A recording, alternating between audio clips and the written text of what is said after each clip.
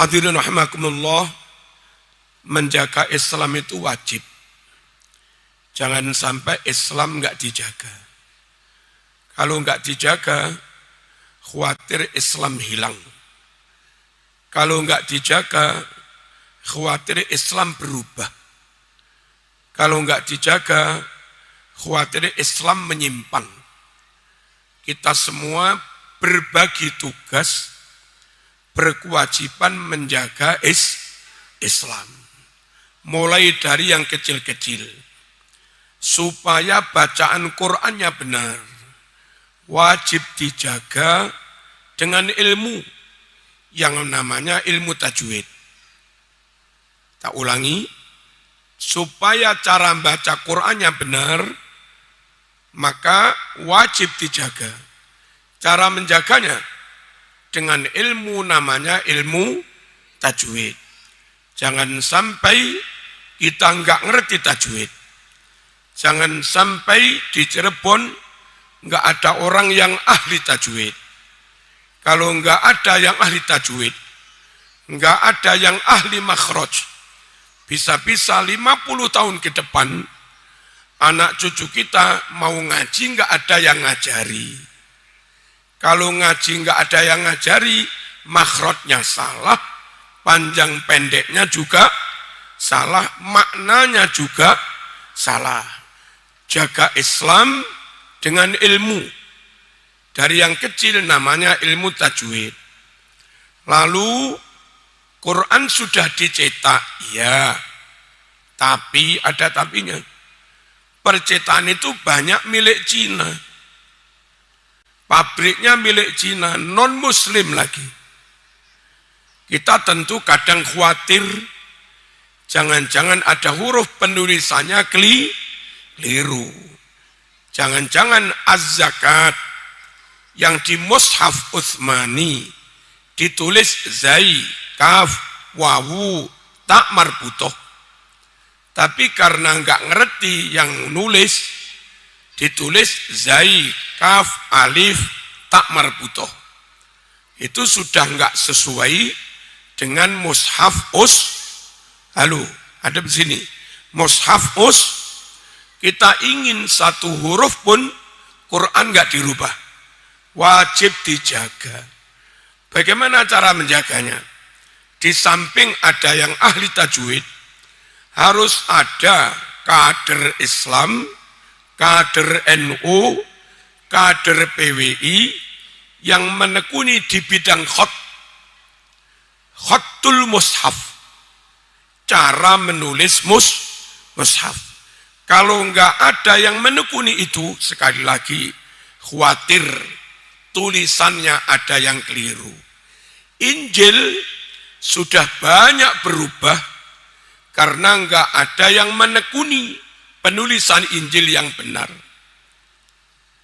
Islam alhamdulillah sampai sekarang Qur'annya tetap sesuai dengan yang asli. Karena ahli tajwidnya ada, ahli khat mushafnya juga ada. Di Malang ada Ustadz Misbahul Munir, itu ahli khat juga. Di Malang ada Ustadz Ghaziuddin Jufri, itu ahli khat juga. Tapi beliau sudah umur 60-an. Kalau 20 tahun lagi dipanggil Allah, siapa penggantinya? Jaga Islam dengan ilmu. Jaga tulisan Quran dengan ilmu khat. Jaga bacaan Quran dengan ilmu tajwid. Lalu yang diwarisi sahabat dari Kanjeng Nabi, baca Quran itu enggak satu macam. Minimal yang mutawatir ada 7 macam. Namanya qiraah sab'ah. Namanya qiraah sab'ah. Monggo panjenengan menekuni yang satu hafaz. Tapi harus ada 1-2 kader yang bukan hanya imam hafaz. Dia menguasai bacaan Hamzah. Dia menguasai bacaan Qalun. Halo? Nggak usah toleh-toleh. Yang berdiri biar berdiri zaman ngaji aja. Dia menguasai bacaan waros,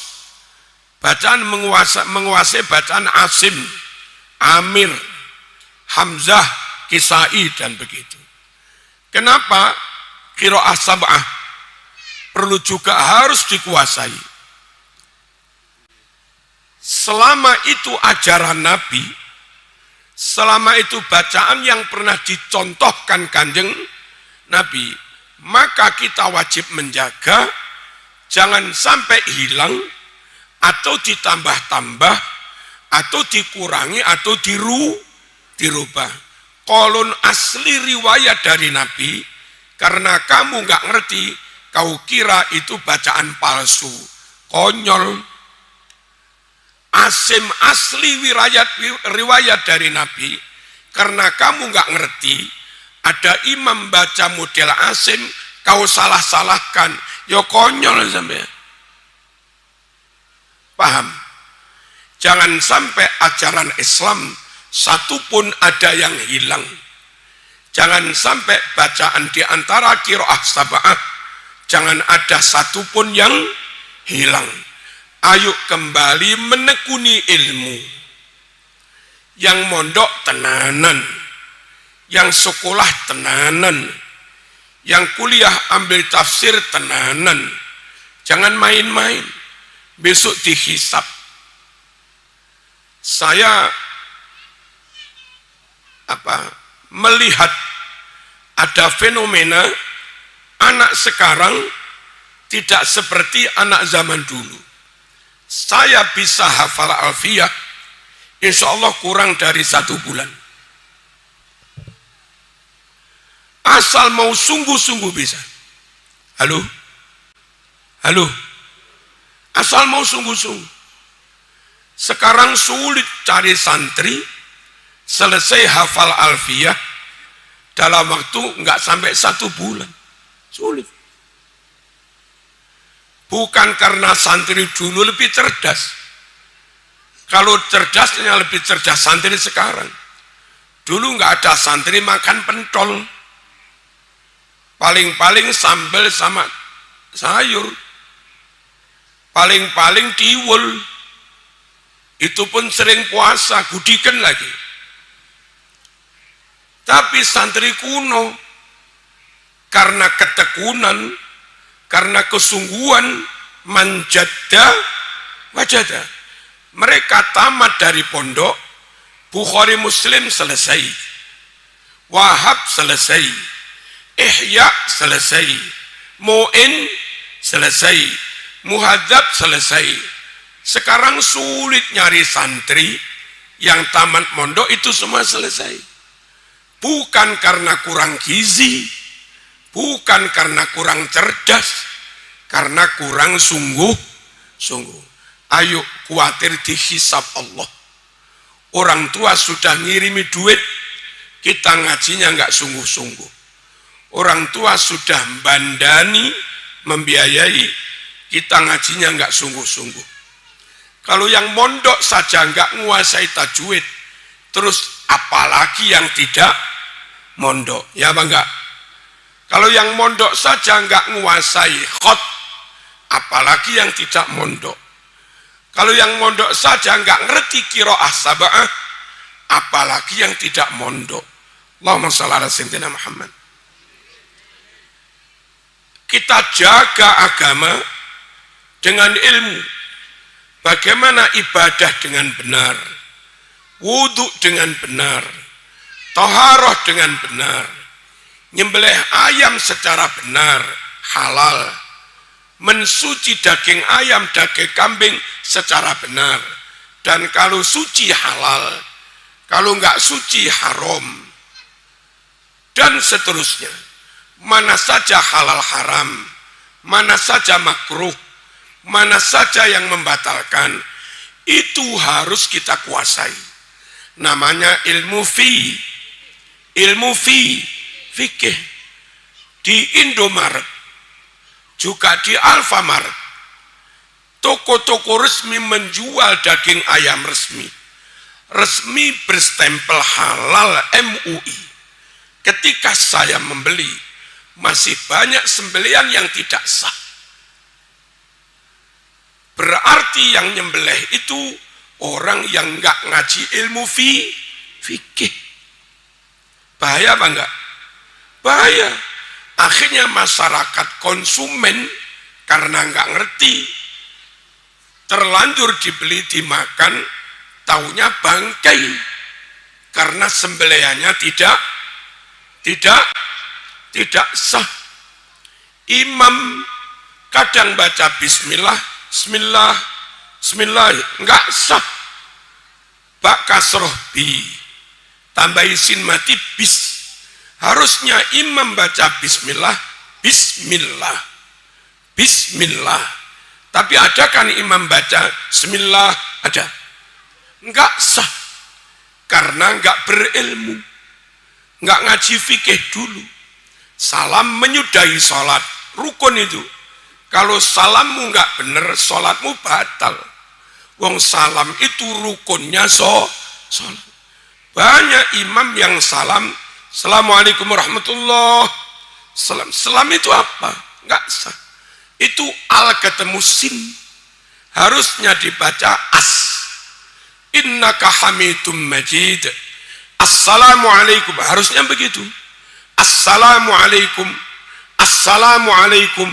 Tapi sebagian imam bacanya Assalamualaikum. Batal sholatnya. Ayo jaga agama. Ayo jaga ibadah. Dengan ngaji fikih secara detail. Secara rinci. Pengajian rutin di musola.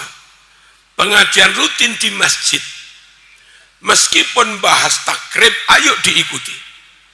Meskipun bahas safinah, ayo diikuti. Kita itu kalau pengajian umum rame kayak begini, ada orang 300, tapi diajak ngaji safinah orang 5. Dalam kitab Ihya ada hadis, likulli syai'in imad wa imadu hadzal din al-fiqhu ay al-ilmu. Islam ini ibarat bangunan, supaya kuat harus dicagai. Kayak begini. Apa ini? Cagai. Harus ada tiangnya supaya kokoh. Wa imadu hadzal din al-ilmu. Cagak yang menguatkan bangunan agama, iman, itu ilmu. Baca Quran tanpa ilmu tajwid roboh. Berakidah tanpa ilmu tauhid syirik, Mas. Ya apa enggak? Salat tanpa ilmu fikih roboh, enggak sah. Cuci piring, cuci baju tanpa ilmu toharoh bisa-bisa masih najis. Manasik haji umroh habis puluhan juta tanpa ilmu, pulang nggak bawa apa-apa. Sungguh cagak yang mengokohkan bangunan agama itu bukan nasab, bukan jabatan, bukan kekayaan, tapi ilmu. Nasab Abu Jahal bisa-bisa sah sholatnya. Nasab Kanjeng Nabi bisa-bisa enggak sah sholatnya. Karena yang nasab Kanjeng Nabi mungkin enggak ngaji. Nasab keturunan Abu Jahal rajin ngaji. Dahulu zaman tabi'in ada Ikrimah, temannya Mujahid, murid Ibnu Abbas, ahli tafsir, hafid Quran. Kalau zaman baca Jalalain, ada banyak kutipan qala Ikrimah. Itu ulama ahli tafsir besar di zaman tabi'in, menjadi rujukan ulama tafsir. Dia anak dari Abu Jahal. Anak Abu Jahal pun berjasa mengokohkan Islam lewat ilmu tafsir. Allahumma shalli ala sayyidina Muhammad. Ngaji malam ini, ayo kembali semangat semangat berilmu, ngaji. PWI semangat bagus, IPNU semangat bagus, PMII semangat bagus, Ansor Fatayat semangat bagus. Tapi gerudak-geruduk tok tanpa ilmu, roboh akidahmu. Ya apa enggak? Roboh ibadahmu. Ayo ngaji. Ya sehat yang ngaji. Yang ngaji ya sehat. Tahu kenapa zaman Tolut ketika ada suksesi pergantian raja yang ditunjuk menjadi calon raja malah Tolut. Tolut bukan anak, bukan keluarga dalam. Tolut bukan pewaris tahta. Tolut bukan ring satu. Tolut rakyat biasa. Tapi ketika orang-orang sowan kepada Nabi, ini raja sudah tua. Nanti kalau raja mati penggantinya siapa? Nabi dawuh, innallaha qad ba'atsa lakum Taluta malika. Allah sudah memutuskan meng-SK nanti raja penggantinya Tolut. Orang protes, itu kan bukan anak raja. Itu bukan ring satu. Itu anaknya tukang ngarit lah. Anaknya buruh tani. Lah kok bisa menjadi calon raja?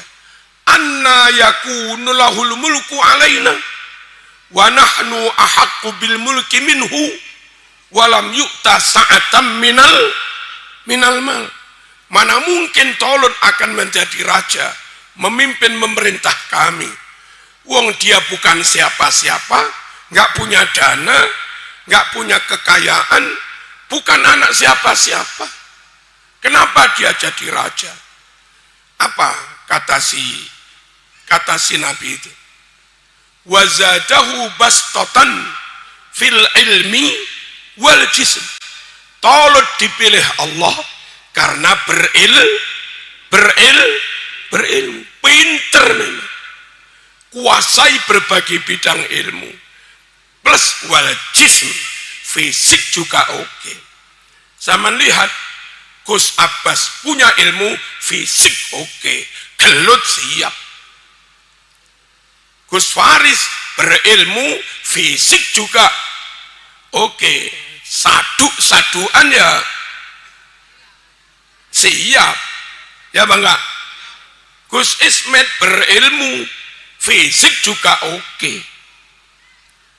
Jangan hanya mengandalkan kekayaan, jangan hanya mengandalkan nasab tanpa ilmu. Ayo semua kembali menekuni ilmu. Allahumma shalli ala sayyidina Muhammad. Ketika ahlu sunnah diserang Wahabi, ketika ahlu sunnah diserang Syiah, tahlil gak ono dalile, selamatan gak ono dalile, haul gak enek dalile, wiridan ba'da sholat gak enek dalile, sholawat sayyidina gak ada dalilnya, manaqib gak ada dalilnya, haul gak ada dalilnya, yakin selamatan nyampe mayit gak ada dalilnya, selamatan 7 hari gak ada dalilnya, maulid nggak ada dalilnya, taraweh 20 nggak ada dalilnya, jumatan adzan 2 kali nggak ada dalilnya, tongkat nggak ada dalilnya, bismillah sebelum fatihah nggak ada dalilnya, kunut nggak ada dalilnya. Sungguh ketika ahlu sunnah diserang, hanya bisa kita bela dengan ilmu, menguasai dalil, menguasai Quran sunnah. Dilawan dengan gelut nggak selesai. Ya apa enggak? Dilawan dengan marah nggak selesai. Dan ketika ada orang ngawur, kami keturunan Rasulullah, you harus lebih hormat kepada kami daripada hormat pada kiaimu.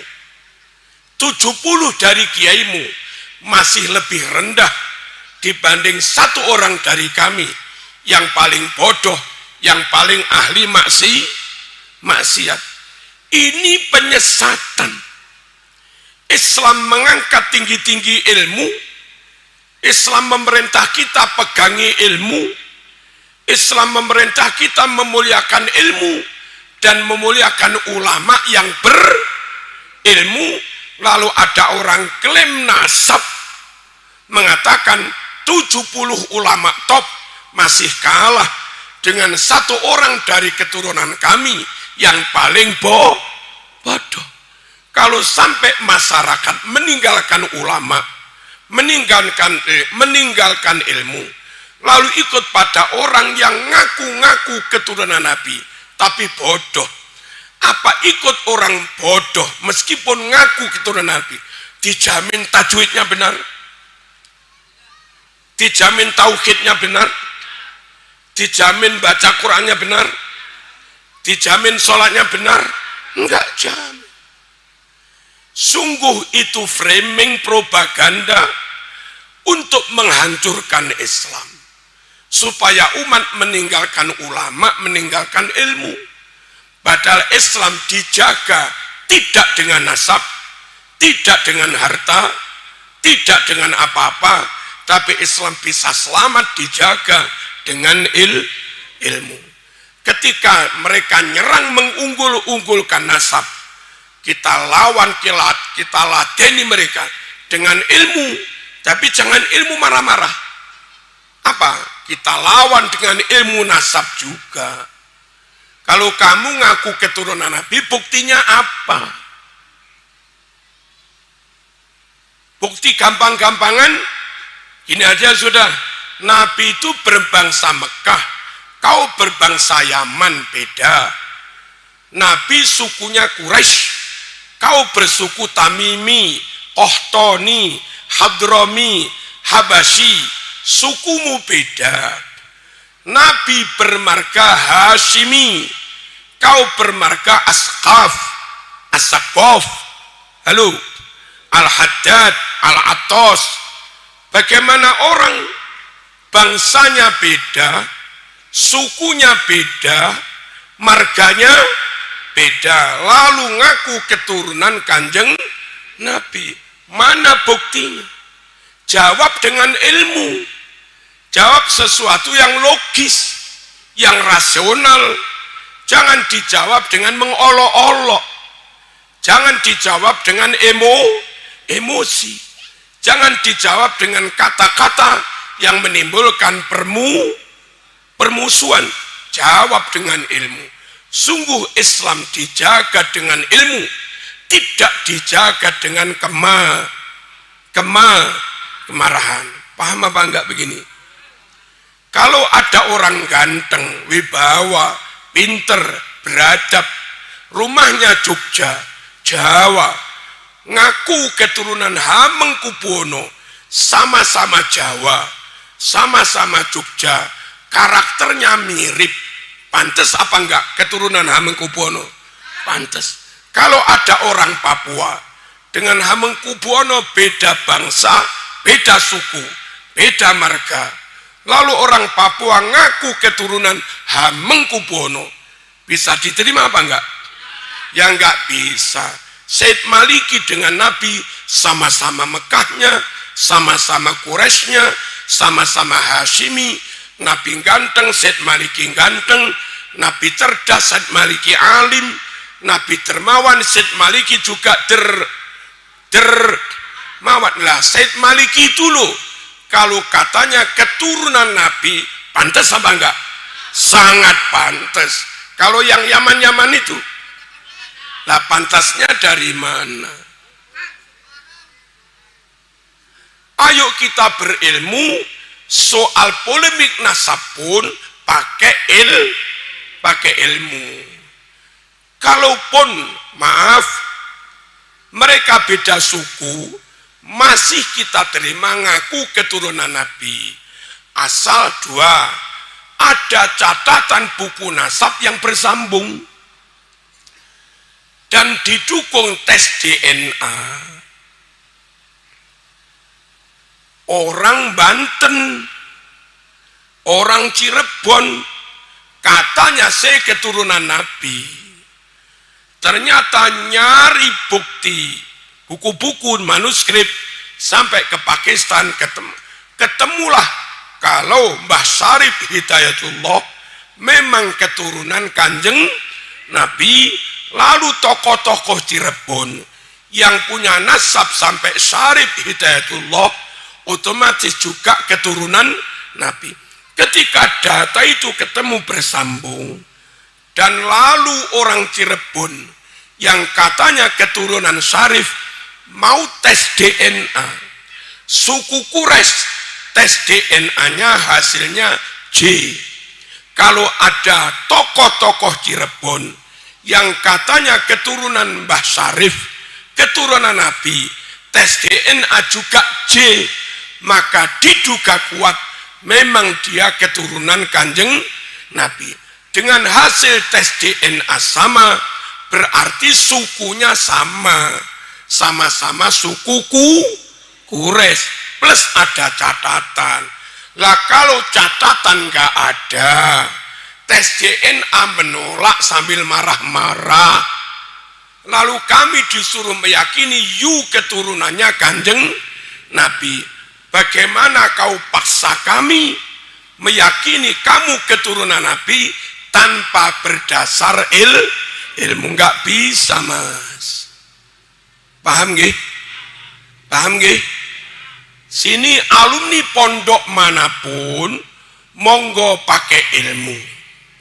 Zaman alumni pondok ini, pondok ini, pondok ini, asal pakai ilmu, dan akhirnya mungkin pendapatnya beda dengan pendapat gurunya dulu, nggak apa-apa, nggak apa-apa. Turun dek, jatuh nanti.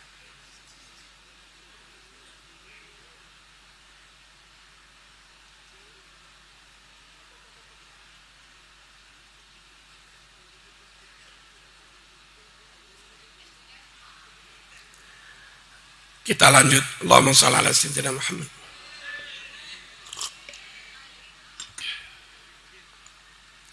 Perhatikan. Imam Syafi'i berguru pada Imam Malik. Paham nggih? Halo. Tapi setelah ke Imam Malik, Imam Syafi'i menjadi hakim qadhi di Yaman 3 tahun. Sambil melengkapi mencari-cari hadis. Lalu pindah ke Kufah, Basrah, Baghdad bertahun-tahun. Di kota-kota baru itu sana kemari melengkapi hadis. Lalu setelah tua pindah ke Mesir. Di Mesir ketemu ulama-ulama semakin melengkapi hadis. Saat Imam Syafi'i ngaji ke Imam Malik, hadisnya terbatas hadis di kitab Muwatta. Setelah Imam Syafi'i ke sana kemari, hadis yang dikumpulkan Abu Yusuf, murid Abu Hanifah, nyampe ke Imam Syafi'i. Hadis yang dikumpulkan tokoh-tokoh lain, nyampe ke Imam Syafi'i. Apa enggak boleh muridnya Imam Syafi'i yang hadisnya semakin lengkap, lalu berdasar hadis yang semakin lengkap, dia berpendapat sesuai hadis ini. Dan karena berpendapat sesuai dengan hadis ini, beda dengan gurunya namanya Imam Malik. Boleh apa enggak? Boleh apa enggak? Imam Malik enggak salah. Imam Malik berfatwa hukum A. Karena taunya hadis ya itu. Maka dalam konteks itu Imam Malik enggak salah. Tapi ketika Imam Syafi'i tahu banyak hadis lagi, ternyata hukumnya tidak A, tapi B. Justru ketika Imam Syafi'i ngotot tetap A, biar sama dengan gurunya. Padahal sekian banyak hadis yang dia ketemukan, harusnya hukumnya B, malah Imam Syafi'i salah. Beda dengan guru karena dalil, itu enggak apa-apa. Paham apa enggak? Paham apa enggak? Imam Asy'ari belajar 10 tahun ke Syekh Al-Jubai. Jabariyah. Belajar bertahun-tahun ke Syekh Wasil bin Atta, Mu'tazilah. Tapi lama-lama Imam Asy'ari tahu akidah ini salah. Akidah ini salah. Berdasar bukti dalil hujjah yang ditemukan. Yang benar Ahlus Sunnah wal Jamaah. Boleh apa enggak Imam Asy'ari beda dengan Wasil bin Atta? Boleh apa enggak Imam Asy'ari beda dengan Imam Al-Jubai? Sangat boleh. Paham apa enggak? Apa su'ul adab? Adab-adab guru tetap kita hormati. Tapi keyakinan dasarkan pada dalil dan bukti. Gurumu dulu berpendapat begitu enggak salah. Karena taunya ya itu gitu loh. Clear? Clear apa enggak? Allahumma shalli ala sayyidina. Ini problemnya teman-teman alumni pondok. Ketika ada polemik kajian nasab, sudah tahu kalau beda suku nggak mungkin kan keturunannya. Wong beda suku. Lalu nggak ada buku nasab yang mendukung mereka. Ya nggak mungkin kan keturunan. Wong tanpa bukti buku nasab. Lalu di tes DNA nggak mau juga. Yang mau 180 habaib di Yaman. Tes DNA semua. Hasilnya bukan suku Quraisy. Suku Quraisy J, mereka haplonya G. Halo. Kalau dulu guru menganggap mereka keturunan, nggak salah karena nggak ada bukti-bukti begini. Lah sekarang kita kalau nggak keyakinan begini malah salah. Wong sudah ada bukti kok ngotot. Paham dah? Dan kalau zaman ditimbali gosnya atau apa, jawab saja apa adanya. Ngapunten Gus, kula yakin nek niki ngeten, masalah ngeten, ngeten. Soal takdim kula tetep takdim wong jenengan anake guru kula kan ngoten. Jangan kurang ajar juga, salah. Tapi ada bukti baru tetap ngotot itu juga salah. Clear? Clear? Ada apapun selesaikan dengan ilmu. Ini ada simpang siur, maaf. Ini Gus-gus ini 10 orang delalah jadwal kelahiran istrinya bareng. Melahirkan di RSUD Cirebon. Melahirkan bareng di jam yang sama. Lalu bayi-bayi itu ditaruh di box. Masih diketikkan nama untuk diberi identitas. Yang satu lama karena ngarang nama nggak nemu-nemu. Nah, saat bayi-bayi ini belum diberi nama, ada gempa. Maka semua orang sekenanya ngangkat bayi itu menyelamatkan. Setelah itu gaduh. Rame, ini anak sopo, iki anak sopo, iki anakku, geger apa enggak? Geger. Gimana penyelesaiannya? Apa dengan otot? Apa? Dengan tes DNA. Kalau perlu uji forensik juga. Lah mereka beberapa ustadz yang mengharamkan tes DNA. Terus kalau cucumu tertukar dengan orang lain, solusinya apa? Lalu bilang maaf, tes DNA nggak bisa dipercaya. Itu dari Amerika. Dari Amerika, dari manapun, ada ilmu sifatnya kepercayaan. Ada ilmu nyun sewu empirik. Nyata, fisik. Bisa dibuktikan bagi ahlinya. Dari Amerika tentang obat-obatan. Kenapa disebut ini yang menjadi obatnya ini? Ternyata penyakit ini disebabkan virus ini. Virus ini bisa dimatikan dengan zat yang ada di kapsul ini. Nah, ilmu empirik, ilmu nyata, fisik, itu kayak begitu. nyata bisa dibuktikan lewat laboratorium, lewat mikroskop, dan yang lain-lain. Ilmu yang kayak begitu mau dari Arab, mau dari Jawa, mau dari Timur Tengah, mau dari Eropa, monggo-monggo. Pesawat Boeing dari Amerika, ya bangga. Dan kita tenang aja, naik. Bagi yang ngerti teknisi pesawat, dia tenang naik Boeing. Boeing itu kekuatannya sekian.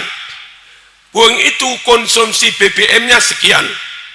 Boeing itu daya dorongnya sekian.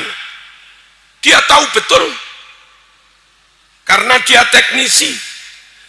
Kita mau Boeing itu bikinan Cirebon, mau bikinan Muslim, mau bikinan Amerika enggak masalah.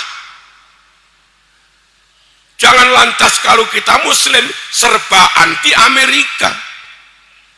Lah kalau serba anti Amerika, kau ke haji naik apa? Halo? Kalau anti asing, HP buang, radio buang, TV buang, sound system buang, pesawat Toyota buang semua. Ini maaf, ada orang paling top yang paling harus kita hormati di PBNU. Itu melarang tes DNA. Katanya itu dari Amerika. Lah kalau dari Amerika harus ditolak, kenapa kamu kok naik Alphard juga? Kenapa kok kamu naik Mercy juga? Kenapa kok kamu naik pesawat Boeing juga? Halo? Kenapa berangkat haji kok mau disuntik vaksin juga? Itu Amerika loh Kiai. Terus ya apa kayak begini? Jangan membodohi umat. Islam itu dijaga dengan ilmu. Islam bisa kuat, nggak bisa diruntuhkan dengan ilmu. Ahlus Sunnah wal Jamaah sampai sekarang nggak runtuh. Setiap tuduhan Wahabi, kader NU mampu menjawab dengan dalil yang kuat. Setiap ada serangan tuduhan dari Syiah, kader NU mampu memberi jawaban yang lebih NU kokoh karena ilmu. Dan ketika ada pihak menyerang Islam, menyerang kiai, katanya kiai kalah dengan nasab tertentu, ya kita jawab pakai ilmu kayak itu tadi. Clear ya? Clear ya? Ayo ngaji. Allahumma shalli ala sayyidina Muhammad. Kenapa kitab nasab itu harus bersambung? Emang kitab nasab sifatnya harus bersambung. Maaf, dari Mbah Kiai Jamil sampai sekarang canggah sudah kali Gus Abbas. Ya.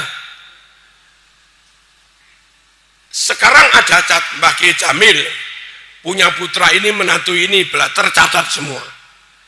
Lalu punya cucu ini nikah dengan ini, tercatat semua. Lalu punya buyut ini nikah dengan ini, punya anak ini, tercatat semua. Canggah, Gus Faris, Gus Abbas, tercatat semua. Nah, sekarang catatan itu ada. Nanti jarak 25 tahun, jarak 30 tahun, harus ada upgrade data. Harus catatan itu diperbaharui. Dibuatkan catatan baru lebih lengkap. Kenapa? Karena ada menantu baru. Karena ada cucu baru lahir juga. Paham? Buku nasab itu mesti begitu. Nanti jarak 30 tahun lagi, ada menantu baru lagi, ada cucu baru lagi, dibuatkan lagi catatan baru lagi. Buku nasab itu harus bersambung. Nah, sayang mereka yang ngaku keturunan Nabi, nggak punya catatan buku nasab yang sambung. Inilah kita disuruh percaya. Kita pun masih berlapang dada. Kami siap percaya asal kamu sukunya sama dengan Nabi. Untuk membuktikan sukumu sangat sama dengan Nabi, tes DNA. Orang Arab Quraisy DNA-nya J. Kalau kamu DNA-nya J, kami masih lumayan percaya. Sayang DNA-mu G, bukan. Nah, kayak begitu. Clear? Allahumma shalli ala sayyidina Muhammad. Ketika Islam diserang Kristen, yang katanya Quran enggak otentik, Quran tidak asli, kita kader-kader Islam tampil dengan penelitian yang sangat ilmiah, membuktikan bahwa Quran itu asli. Satu, mushaf yang ada sekarang itu sama dengan mushaf Utsmani. Yang mushaf Utsmani itu sampai sekarang di Jerman ada, di London ada, di Mekah satu ada, di Uzbekistan juga ada. Saya sudah ke Uzbekistan. Orang menuduh mushaf sekarang itu enggak asli, enggak bisa. Karena mushaf sekarang masih sama dengan mushaf Utsmani yang ditulis sejak zaman sahabat. Beda dengan Kristen, Injil pertama sudah enggak ada. Orang enggak bisa yakin Injil sekarang ini sama atau tidak dengan Injil yang asli. Enggak bisa yakin, wong aslinya sudah tidak ada. Kalau Quran cetakannya ada, aslinya masih ada. Satu. Yang kedua, kalau orang ragu, jangan-jangan itu mushaf Utsmani buatan. Ada uji forensik pakai zat karbon. Sahabat itu hidup berapa ribu tahun yang lalu? 1400 tahun yang lalu. Ternyata pakai tes zat karbon, kertas atau tulisan di mushaf Utsmani itu umurnya juga sekitar 1400-an tahun yang lalu. Jawab dengan ilmu, Mas. Orang nggak bisa berkutik, mau nuduh apa aja. Lah, kalau umat Islam nggak ada yang ahli forensik, nggak ada yang ahli menganalisa zat karbon, lalu yang ada yang ahli orang lain, kan konyol kita. Ternyata ilmu di berbagai bidang itu perlu. Lalu yang paling gres, Quran diawali bismillah. Bismillah itu jumlah hurufnya 19. Berarti Quran diawali angka 19. Paham? Paham? Diawali angka berapa? 19. Ternyata semua angka Quran itu cocok dengan angka 19. Contoh, surat An-Nas ayatnya 6. 6 kali 19, 114. 114 itulah jumlah surat dalam Al-Quran. Enggak lebih, enggak kurang. Cocok apa enggak? Cocok. Surat Yasin diawali huruf ya dan sin. Mengapa? Jumlah huruf ya dan sin di surat Yasin ada 133 huruf. Angka 133 sama dengan 19 kali 7. Pas apa enggak? Pas. Surat Fatihah, berapa huruf Fatihah? 152. 152 sama dengan 19 kali 8. Pas. Surat Toha, mengapa diawali huruf to dan ha? Surat Toha, hurufnya apa? To dan ha. Jumlah huruf to dan ha di surat Toha 171 sama dengan 19 kali 9. Pas. Halo? Jumlah lafaz Ar-Rahim, asma Allah dalam Quran 114 tulisan Ar-Rahim sama dengan 19 kali 6. Jumlah tulisan Ar-Rahman dalam Quran 57, sama dengan 19 kali 3, pas. Jumlah tulisan Allah di Quran 2698, sama dengan 19 kali 142, pas. Dengan bukti begini, orang Kristen yang mengkritik Quran nggak bisa berkutik, Mas. Hadapi dengan ilmu. Kalau dihadapi dengan marah-marah, lalu aksi di Monas, nggak selesai, Mas. Ya apa enggak? Ayo ilmu. Dan kalau ilmu berarti kembali kepada kiai, gitu loh. Berarti kembali kepada ulama. Kepada orang lain kita enggak memusuhi, tapi menyatunya hati kita dengan para kiai. Kenapa harus dengan para kiai? Karena merekalah penyimpan ilmu. Tajwid kiai punya, akidah kiai punya, nahwu shorof kiai punya, balaghah kiai punya, ulumul Quran kiai punya, mustalah hadis kiai punya. Halo? Usul fikih kiai punya, maqasid khamsah kiai punya, masalih kiai punya, semuanya punya. Kalau nggak punya ya nggak jadi kiai.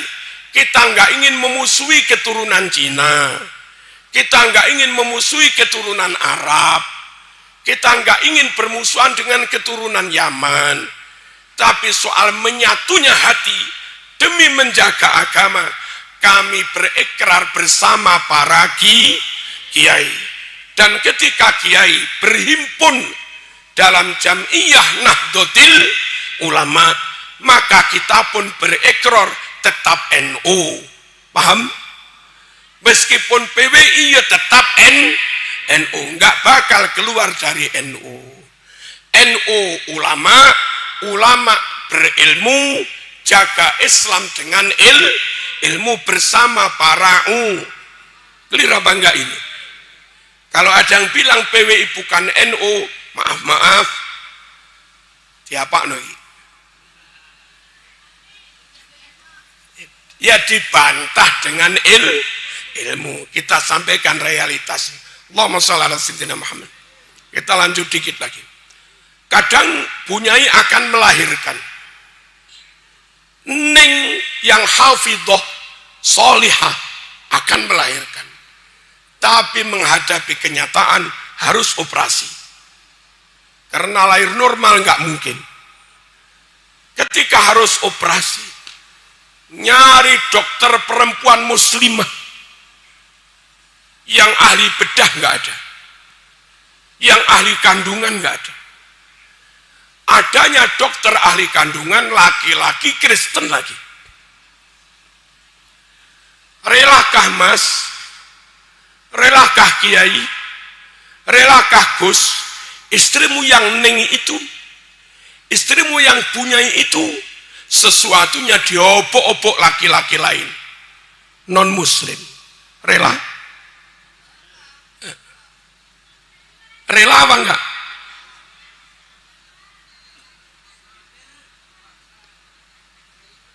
Rela apa enggak? Harusnya enggak begitu. Itu cukup menjadi pelajaran buat kita. Makanya kader NU Cirebon, sepenting apapun ngaji kitab kuning, harus ada 1-2 yang IPA, harus ada 1-2 yang ambil kedokteran. Nanti setelah mereka kedokteran, ambil spesialis kandungan, ambil spesialis ahli bedah. Ada yang laki-laki, ada yang perempuan, NO lagi. Ketika yang harus dibedah itu perempuan, maka yang ditugaskan dokter perempuan IPNU lagi, dokter perempuan fatayat lagi. Top apa enggak begini? Tapi ya itu harus dengan ilmu. Ilmu mahal. Anak saya dua-duanya S2 kedokteran. Yang nomor 3 sekarang masih S1 kedokteran.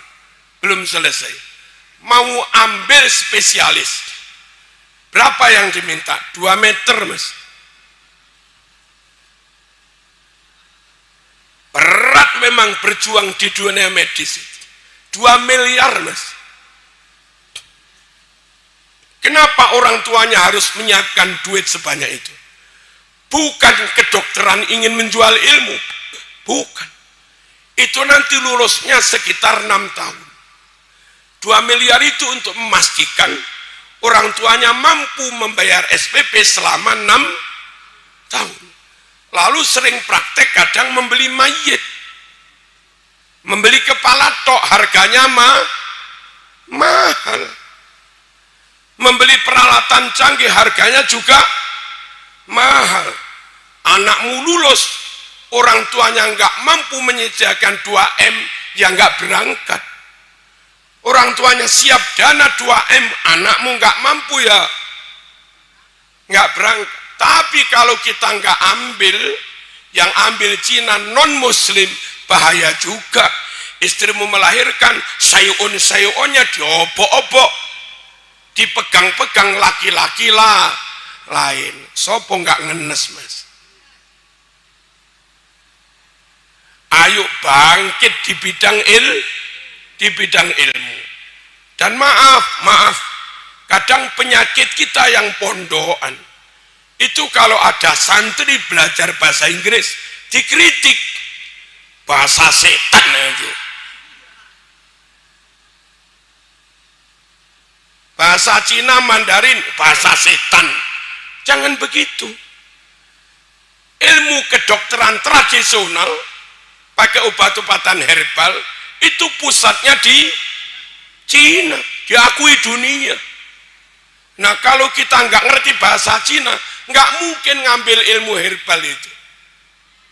Pakai bahasa Cirebon ngapak ya nggak bisa.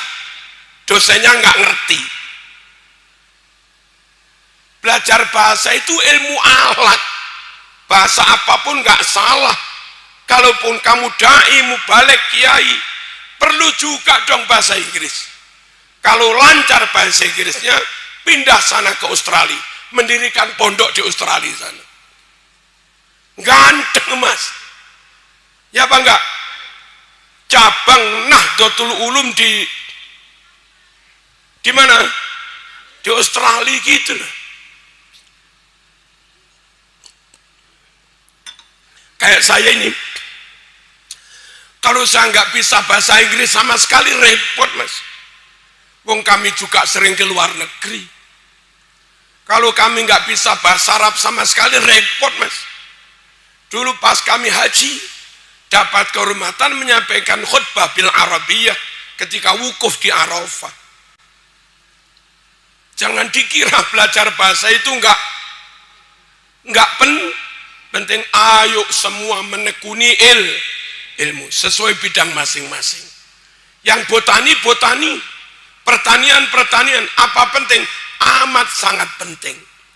Lama-lama sawah di Cianjur di mana-mana itu sawah berkurang, semakin sempit karena perumahan semakin banyak, pabrik semakin banyak, penduduk semakin banyak, sawah berkurang. Ahli pertanian berpikir bagaimana tanah sesempit ini bisa menghasilkan makanan cukup untuk dimakan orang sekian banyak itu. Akhirnya yang dimaksimalkan rekayasa genetika bibit. Bagaimana menciptakan bibit baru yang satu kumpulan pohon padi itu apa namanya? Satu rumpun padi itu tidak hanya 10 atau 5, tapi satu rumpun bisa 25, 30.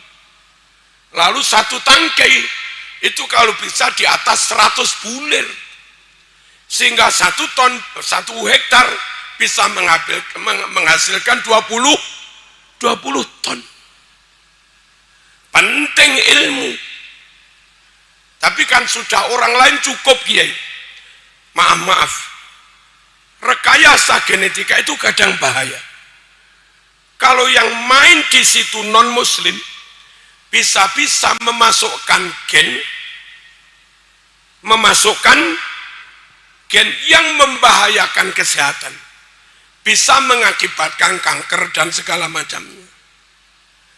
Untuk memastikan bibit padi aman, bibit terong aman, maka harus ada orang yang amanah. Nah, kalau kafir, non muslim, Cina, non sewu, komunis lagi, yang ahli di bidang rekayasa bibit ini, kan bahaya. Ternyata muslim harus menekuni berbagai bidang ilmu. Allahumma shalli ala sayyidina Muhammad. Rancang bangun harus ada dari kita yang jadi insinyur sipil, pandai menghitung bangunan biar enggak ditipu orang lain. Bangunan berapa ini? Bangunan sekian lantai, lebarnya berapa? Selupnya berapa? Nanti cor-corannya tebalnya berapa? Terus kira-kira campuran cornya antara semen, pasir, koral, besi, perbandingannya berapa? Itu kalau dari kita nggak ada yang ngitung, pondoknya roboh. Ya apa enggak? Ada apa enggak ngoten iki? Ada dong? Ada. Wiritan itu penting. Halo? Hizib itu penting. Takrib juga penting. Thariqah penting. Tapi wirid, hizib, thariqah nggak menjamin cor-coran ini kuat, Mas. Supaya cor-coran kuat harus dihitung. Namanya rumus momentum. Di fisika ada rumus momentum. Rumus momentum menghitung bentangan sekian meter, ketebalan sekian, besinya sekian, kepadatannya sekian, mampu menahan beban sekian puluh ton. Itu ada rumus namanya momentum. Nah, santri nggak ngerti begitu ya kacau, Mas. Semuanya penting ya. Loh, penting apa enggak? Malam ini meskipun acara PWI, karena kadang PWI dikesankan gerudak-geruduk, kasar, ngamuan. Buktikan kepada siapapun, PWI NU bukan sosok ngamuan. Kami bertindak terukur, terhitung, pakai ilmu. Kami bukan sosok kelompok yang suka ngawur-ngawur, yang kadang-kadang aksi di mana tadi? Jumatan di mana tadi?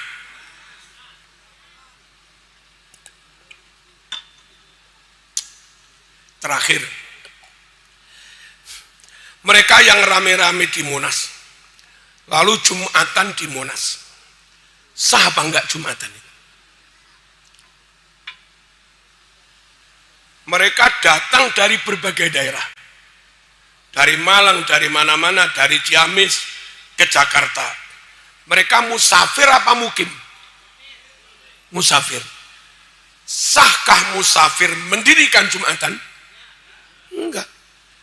Yang sah mendirikan Jumatan itu mukim mustautin, penduduk tetap sini, ber-KTP sini, berinisiatif mendirikan Jumatan di situ. Itu sah. Perkara saya musafir pas di sini, saya jangan mendirikan Jumatan, tapi saya nunut Jumatan yang ada. Saya rombongan dari Malang 5 bis hari Jumat. Gimana?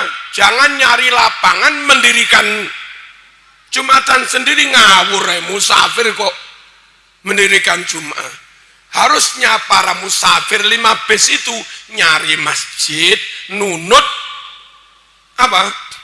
Nunut Jumatan. Harusnya di Monas itu nunut Jumatan di Istiqlal, habis itu rame-rame aksi gitu loh. Jangan tidur di Istiqlal, Jumatan di Jobahnya oke. Gayanya juga oke, akhi ukhti ya khair, taib ya khair, subhanallah ya khair. Oke banget gaya, coba penampilan. Konon nasabnya konon nasabnya juga oke katanya. Keturunan Rasulullah katanya. Tapi ternyata tanpa ilmu pun ribuan orang di situ nggak ngerti bagaimana syarat mendirikan Jumatan, gitu. Nggak jamin. Makanya kita memuliakan orang tidak karena kesolihannya, tidak karena ilmunya. Itu hilang 2/3 agamamu. Man akrama ghaniyan salihan lighinahu faqad dhahaba thulutsatini. Baca itu di Bidayatul Hidayah. Siapa memuliakan orang kaya yang soleh?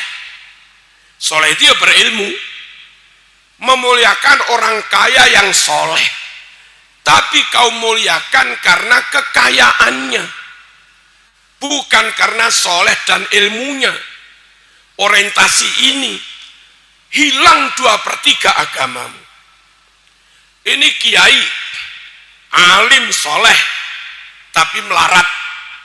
Ini kiai alim soleh tapi kaya raya, anaknya cantik. Ketemu ini kau sungkem,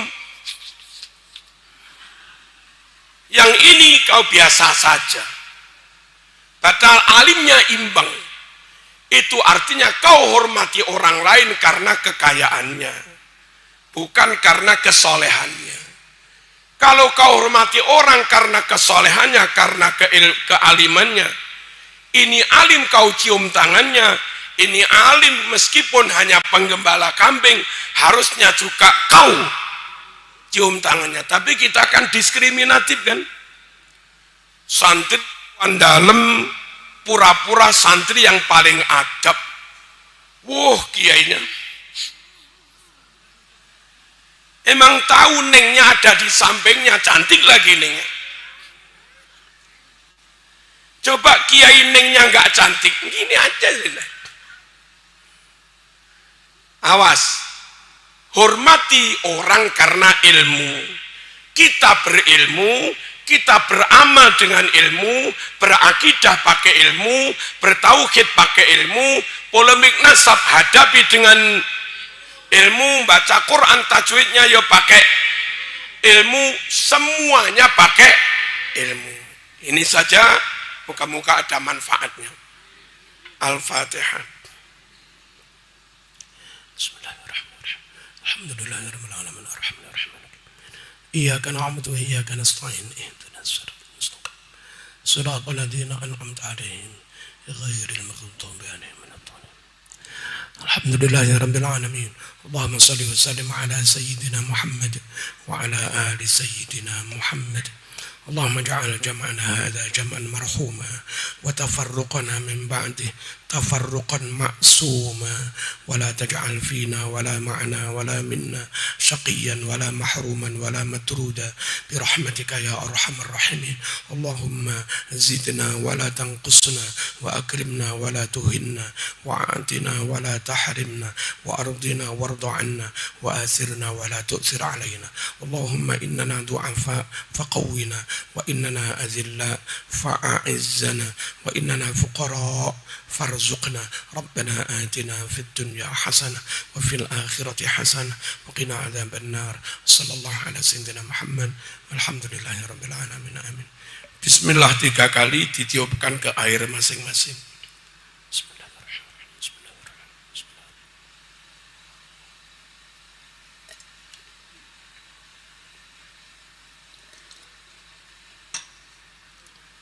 Wassalamualaikum warahmatullahi wabarakatuh.